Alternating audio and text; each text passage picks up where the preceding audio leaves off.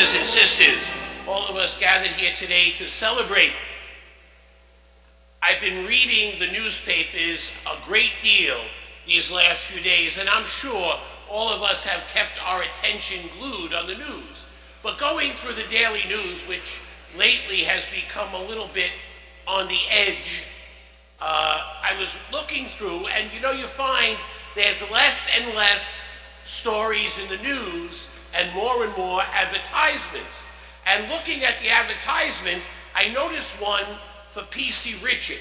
And I thought it was a very good advertisement to think about and to reflect upon today. Because what did it say? Basically, it was an advertisement wishing everyone a happy Thanksgiving. And then going on, and basically saying, we're not like our competitors, we are closed Thanksgiving Day. And I thought that was a very, very good reflection, because what is happening on these days? We see my favorite store, Macy's, opens now early. Everything, right after the parade, they're ready to open. And what does it do to your family? What does it do to your home life? It begins to destroy that table on Thanksgiving Day. My brothers and sisters, I watch religiously, and sometimes religiously it watches me, Blue Blood. And I watch it every Friday night at 10 o'clock. And I think I do look like Tom Selleck, just in case there's a question. And I watch it religiously. But one of the best parts of it is what? Sunday dinner. And if you notice, every week on Sunday, they are together at the table. Do you notice at the table, there's no iPhones, there's no iPads, no one's saying, sit next to me and take a picture, a selfie with me? None of that. It's only sitting together as a family and having some sort of conversation. Sometimes it gets a little heated. Sometimes there's some verbal issues that come out. But what do? They sit at the table and share together. I remember as a kid growing up in Canarsie, every Sunday afternoon, 4 o'clock. You know where I was? At my grandmother and grandfather's house on Canarsie Road. And we were all there. It wasn't just me. It was myself and all my cousins. I remember so clearly. My grandfather had a bedroom. My grandmother had a bedroom. And they had this big, big kitchen, or I thought it was that big. And we would all be there. And it was interesting. They had separate bedrooms, but they had 9 children. So it was, I always thought about that. And how we all were together as a family. In those days, we would go out and we would play cowboys and Indians. We would go out in the backyard and we would get in trouble. But we were together as a family. Do you listen to the readings today? The readings talk about the end of time. And, I think all of us kind of feel, is the end of the world tomorrow? Could be.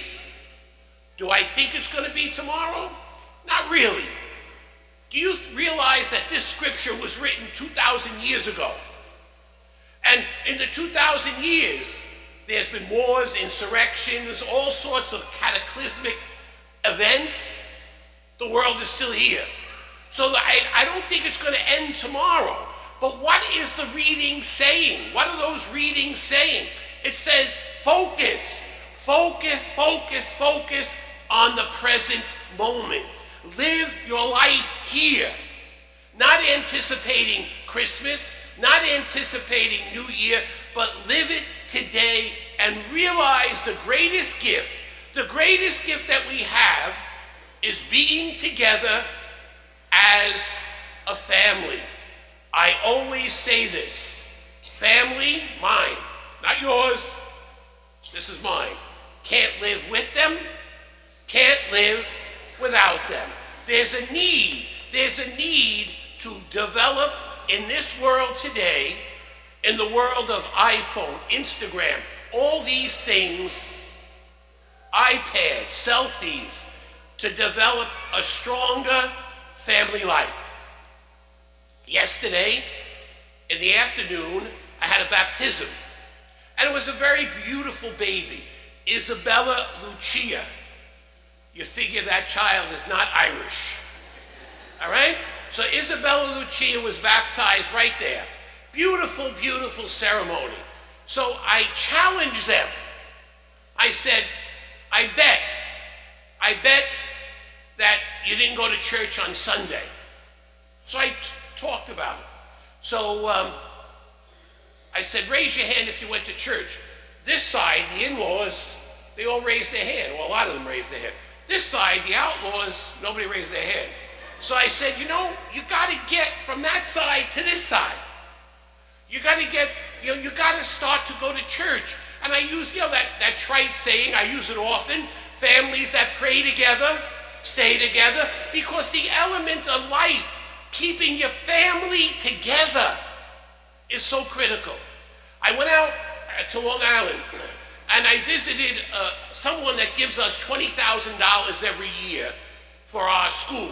He gives $25,000, so I think it's around Thanksgiving. I better go, make sure the machine is working, And I go out and I said, Tom, can I meet you? Oh, great, we'll go to lunch. I meet him out alone.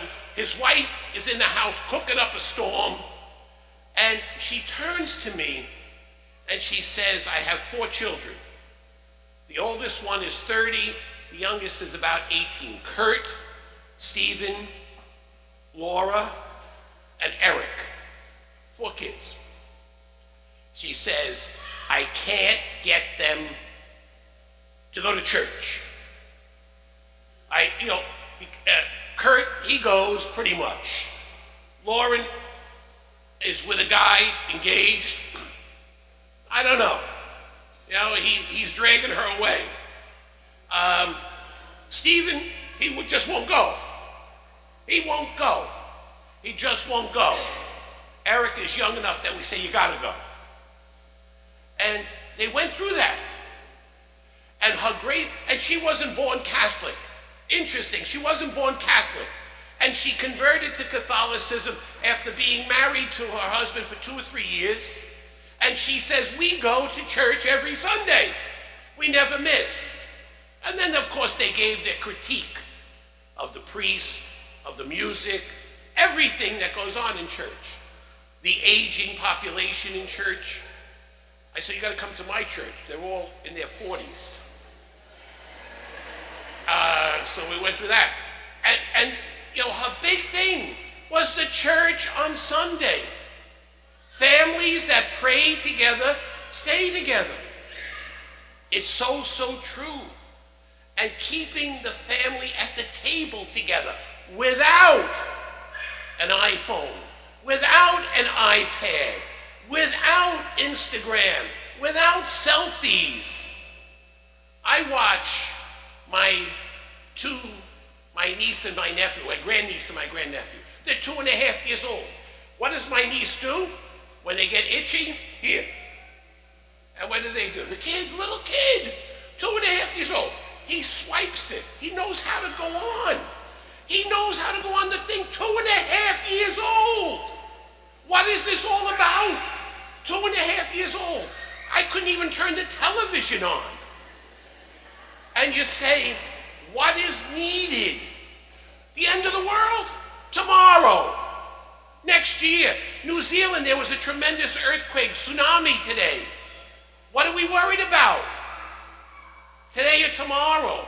Developing family life is the key to living prepared. Holding them together. Thursday. I left here 8:30 in the morning, got back 5:30 at night for the funeral of Sergeant Paul Tozzolo. Monsignor Romano preached I went to the cemetery with the family. At the end of the cemetery, the wife Lisa, who is Jewish, got up and she said at the cemetery to the police officers, "Thank you for being a family to us. Thank you for standing with us as family." And Monsignor Romano pledged in the homily, "You will never, never be alone. The NYPD will be your family." And he said to the kids, two little kids, 3 and 4 years old, "You have now many new uncles and aunts, nieces and nephews, cousins.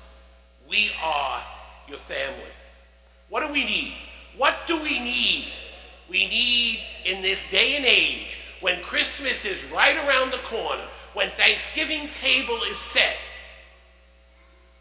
we need to work together and be a strong family of love. And let me tell you one last thing. Go to PC Richard. You know why? They have the guts to close.